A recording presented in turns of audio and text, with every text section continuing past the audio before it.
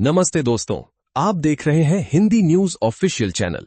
यहां पर आपको मिलेंगी हर दिन की ताजा हिंदी खबरें, सबसे तेज और सबसे सटीक।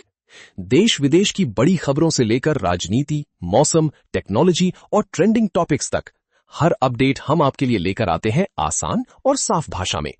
तो जुड़े रहिए हमारे साथ और सब्सक्राइब करना न भूलें, क्योंकि हिंदी न्यूज ऑफिशियल चैनल पर मिलती है हर खबर सबसे पहले।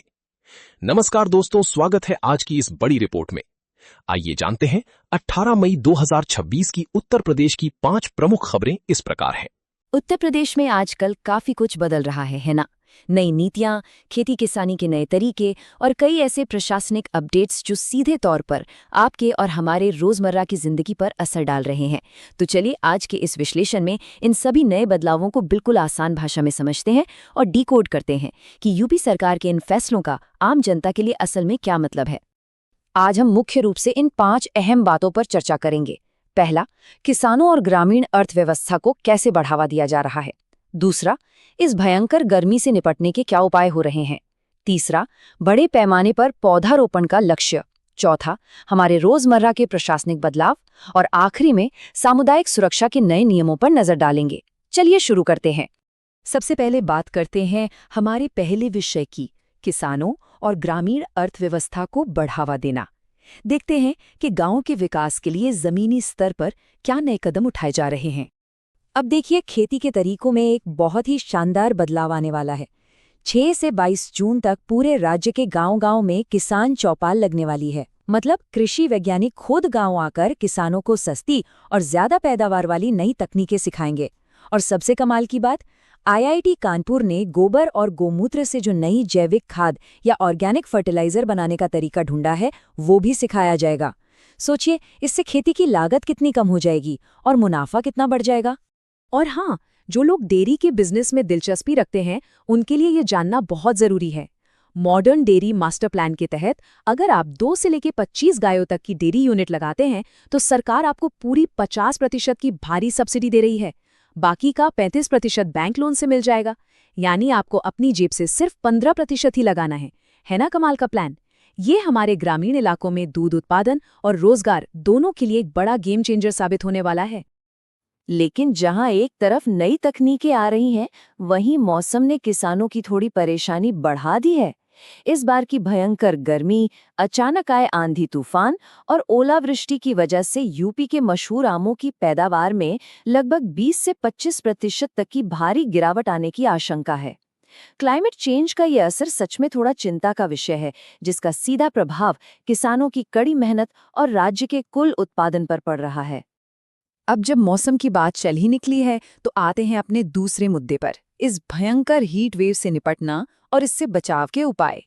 बाहर धूप देखिए आपने, ये गर्मी वाकई बहुत खतरनाक स्तर पर पहुंच चुकी है और इससे निपटने के लिए प्रशासन इमरजेंसी कदम उठा रहा है। सिर्फ इंसानों के लिए नहीं, जानवरों के लिए भी।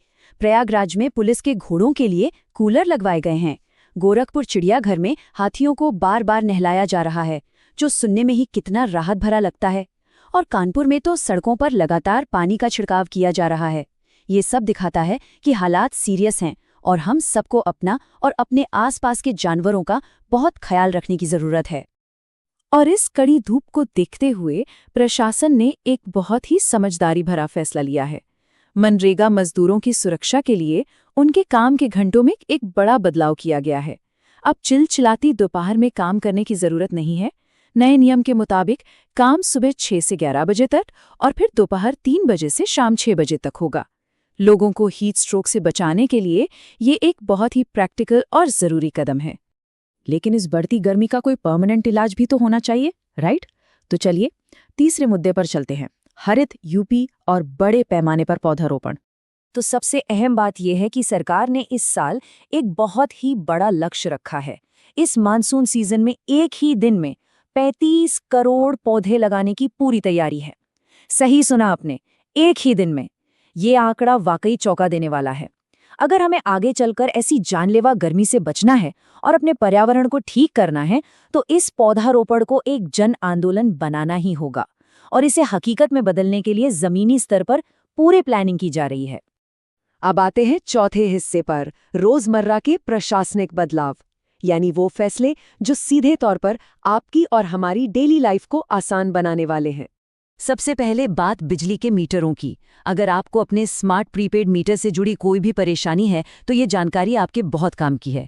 15 मई से 30 जून तक आपके नज़दीकी सब स्टेशनों पर स्पेशल कैंप लगाए जा रहे हैं, सुबह 10 बजे से शाम 5 बजे तक। अगर आपको मीटर पोस्टपेड में बदलवाना है, नया कनेक्शन लेना है या बिल की कोई भी गड़बड़ी ठीक करवानी है तो बस इन कैंप्स में जाइए और बिना किसी झंझट के अपना काम करवाइए। इसके अलावा डेली कम्यूट करने वालों के लिए एक और अच्छी खबर है। यूपी रोडवेज ने अब रोजाना सफर करने वाले यात्रियों के लिए डिजिटल स्मार्ट कार्ड शुरू कर दिए हैं। अब लाइन में लगकर पास बनवाने की झंझट खत्म, आप इसे घर बैठे ऑनलाइन रिचार्ज कर सकते हैं। वहीं दूसरी तरफ बिजली और ईंधन बचाने के लिए इंडस्ट्रियल सेक्टर्स में हफ्ते में 2 दिन वर्क फ्रॉम होम की पॉलिसी भी लाई जा रही है। इससे न सिर्फ सड़कों पर ट्रैफिक कम होगा बल्कि एनर्जी की भी भारी बचत होगी। शिक्षा के क्षेत्र में काम करने वालों के लिए भी सरकार ने एक बड़ी आर्थिक राहत दी है। राज्य के लगभग 24,000 अंशकालिक अनुदेशकों यानी पार्ट टाइम इंस्ट्रक्टर्स का मासिक वेतन अब 9,000 से बढ़ाकर सीधा 17,000 रुपये कर दिया गया है। ये एक बहुत ही सकारात्मक कदम है जिससे न सिर्फ टीचर्स को आर्थिक मजबूती मिलेगी बल्कि हमारे पूरे एजुकेशन सिस्टम को एक नया बल मिलेगा। और अब आते हैं हमारे आखिरी और 5वें हिस्से पर, सामुदायिक सुरक्षा मानक। चलिए देखते हैं कि अनुशासन और सुरक्षा को लेकर क्या नए और सख्त नियम लाए गए हैं। ये पॉइंट काफ़ी इंटरेस्टिंग है और बहुत ही साफ तौर पर दिखाता है कि प्रशासन अनुशासन को लेकर कितना सख्त है। 2023 की नई पुलिस सोशल मीडिया पॉलिसी के मुताबिक अब ड्यूटी पर मौजूद कोई भी पुलिसकर्मी वर्दी में सोशल मीडिया रील्स नहीं बना सकता और ना ही कोई आपत्तिजनक पोस्ट शेयर कर सकता है। अगर कोई ऐसा करता है तो उस पर तुरंत और सख्त विभागीय कार्रवाई की जाएगी। ये हमारे समाज में एक प्रोफेशनल डेकोरम और सुरक्षा की भावना को बनाए रखने के लिए उठाया गया एक बहुत ही मजबूत कदम है। एजुकेशन सेक्टर में भी ट्रांसपेरेंसी बनाए रखने के लिए सरकार काफ़ी स्ट्रिक्ट हो गई है। राज्य की सभी 52 प्राइवेट यूनिवर्सिटीज़ में चेकिंग के लिए 11 स्पेशल कमिटीज़ बनाई गई हैं।